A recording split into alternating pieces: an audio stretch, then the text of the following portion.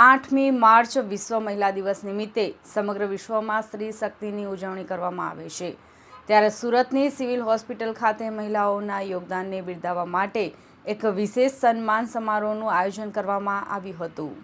આ કાર્યક્રમમાં વિવિધ ક્ષેત્રે કાર્યરત મહિલાઓનું સન્માન કરી તેમના ઉત્સાહમાં વધારો કરવામાં આવ્યો હતો. આ કાર્યક્રમમાં સુરત પોલીસ કમિશનર અનુપમસિંહ ગેહલોત અને તેમના પત્ની સંધ્યા ગેહલોત ખાસ ઉપસ્થિત રહ્યા હતા. કાર્યક્રમ દરમિયાન પોલીસ કમિશનરે જણાવ્યું હતું કે વિશ્વ મહિલા દિવસ એ માત્ર એક દિવસની જ ઉજવણી નથી, પરંતુ વર્ષના 365 દિવસ મહિલાઓનું સન્માન થવું જોઈએ.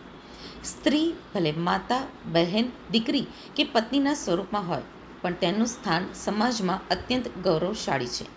તેમણે વધુમાં ઉમેર્યું હતું કે ગુજરાત અને ખાસ કરીને આપણું શહેર એટલું સુરક્ષિત છે કે અહીંયા દીકરીઓ રાત્રે 2 વાગ્યે કે વહેલી સવારે 5 વાગ્યે પણ નિડરતાથી બહાર નીકળી શકે છે. આજના આ કાર્યક્રમમાં મહિલા પત્રકારો, તબીબો, સફાઈ કર્મચારીઓ, મહિલા ડ્રાઈવર્સ, આત્મનિર્ભર મહિલાઓનું સન્માન કરવામાં આવ્યું હતું.